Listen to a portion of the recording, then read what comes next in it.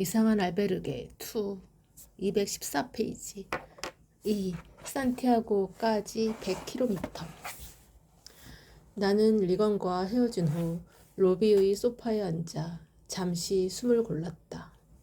다행히 떠나기 전에 전달할 수 있었어. 긴장이 풀리자 허기가 느껴졌다. 나는 호텔에서 나와 그곳에서 멀지 않은 카페로 들어갔다. 이른 시각에 문을 연 곳은 이곳밖에 없었다. 나는 커피와 함께 초코 시럽을 듬뿍 얹은 아이스크림 와플을 하나 주문했다. 잠시 후 먹음직스러운 아이스크림 한 스쿱이 올라간 와플이 나왔다. 커피를 한 모금 마시고는 오늘 받은 답변지의 사진을 페이스북에 업로드하기 위해 스마트폰을 꺼냈다. 그런데 업로드하기 직전 손이 멈췄다. 이걸 이렇게 공유해도 되는 걸까?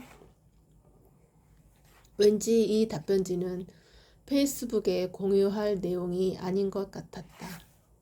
상욱이 추리의 국제 난민 포럼에도 직접 다녀갔으니 내가 한국으로 돌아가면 상욱과 김 부장에게 이 답변지를 보여주고 같이 의논해 보아야겠다는 생각이 들었다.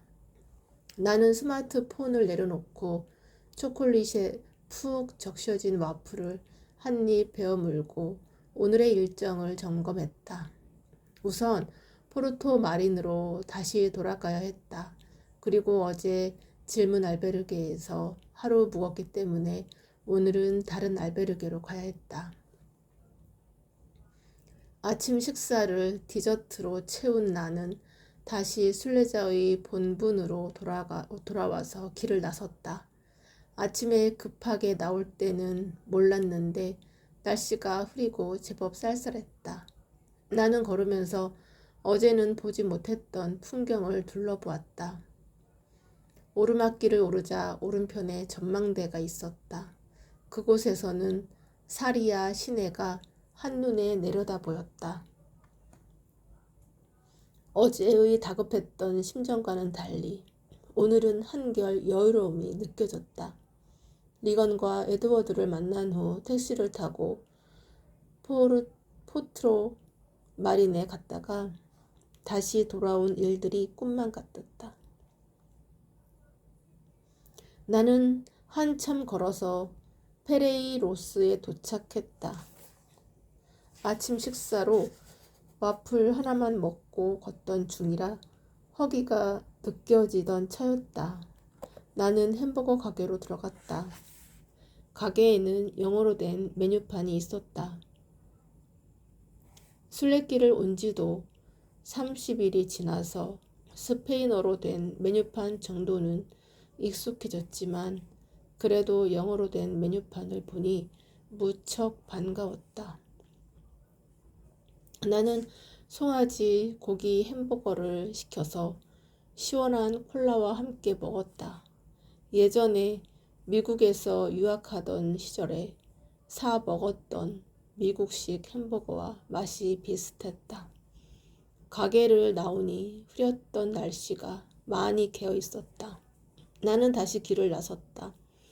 순례자들이 평소보다 유독 많이 보였다.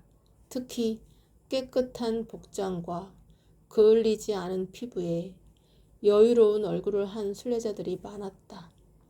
사실 산티아고 순례길은 최소 100km 이상을 걸어 산티아고까지 도착하면 완주 증서를 받을 수 있다. 지금 내가 걷고 있는 프랑스 길은 출발지인 생장에서 최종 도착지인 산티아고까지 800km가 넘는다. 하지만 이곳 사리아에서 출발하면 100km가 조금 넘는 거리를 걸어서 산티아고에 도착할 수 있다. 그래서 이곳 사리아부터 출발하는 순례자들이 많았다. 100km 정도만 걸어도 순례길을 완주했다는 완주 증서를 주는 것이 과연 순례길의 취지와 맞는 걸까? 순례길을 걷는 데 있어서 거리의 의미와 완주의 의미는 무엇일까? 사리아에서 포르토마리까지 가는 길에는 중간중간 남은 거리를 나타내는 표지석들이 자주 눈에 띄었는데 앞으로 나아갈수록 표지석에 적힌 숫자가 조금씩 줄어들고 있었다. 돌담이 예쁜 마을을 지날 때쯤 표지석 앞에 순례자들이 몰려 있었다. 가리비가 그려진 그 표지석에는 알록달록한 예쁜 그림과 글들이 잔뜩 그려져 있었다. 그리고 가운데에는 이런 숫자가 적혀 있었다. 100km 표지석이었다. 산티아고 데 콤포스텔라까지 100km가 남았다는 의미였다. 그 표지석을 보자 산티아고가 한층 더 가까워지고 있다는 사실이 실감났다. 이 표지석을 배경으로 사진을 찍는 순례자들이 많았다. 나는 그 모습을 카메라에 담고는 다시 출발했다. 지나는 마을마다 다양한 크기의 돌을 정교하게 잘 쌓아서 만든 매끈한 벽면을 가진 집들이 매우 인상적이었다. 그리고 파로차 마을에 도착할 때쯤 순례자로 보이는 두 할머니가 다정하게 돌담 위에 앉아서 과일을 드시고 계셨다. 연세가 궁금해서 물어보니 한 할머니가 나는 18세야 하면서 호탕하게 웃으셨다. 그 모습이 소녀같이 순수해 보였다.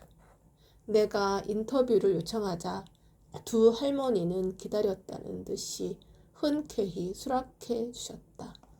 호주에서 왔다는 두 할머니는 동갑내기 친구로 81세였는데 모두 남편과 사별하고 교회에서 만나 함께 이곳 순례길을 찾았다고 했다. 나는 유쾌한 두 할머니와 돌담에 앉아서 잠시 시간을 보냈다. 다시 길을 나서는 내게 한 할머니가 말린 자두와 삶은 달걀 2개를 내 손에 꼭 쥐어주셨다.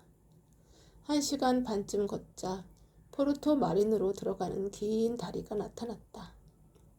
다리의 중간쯤에 이르렀을 때 탁 트인 풍경과 다리 아래로 흘러가는 강물이 조화롭게 어우러져 아름다운 풍경을 만들고 있었다. 어제 오늘 벌써 이곳을 2번이나 지나갔는데도 그때는 어두워서 이 아름다운 풍경을 보지 못했다. 정말 아름다운 곳이네. 나도 모르게 감탄사가 흘러나왔다. 카메라를 꺼내 점점 가까워지는 마을의 모습들을 담았다. 다리를 건너자 높은 계단이 보였다.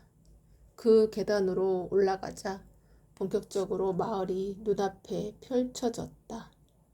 나는 마을을 둘러보며 촬영하고 오늘 머무를 알베르게를 찾아보았다. 평소라면 스마트폰으로 알베르게를 검색하여 예약했겠지만 오늘은 직접 마을을 둘러보며 마음에 드는 알베르게를 찾고 싶었다. 걷다 보니 어제 묵었던 질문 알베르게가 보였다.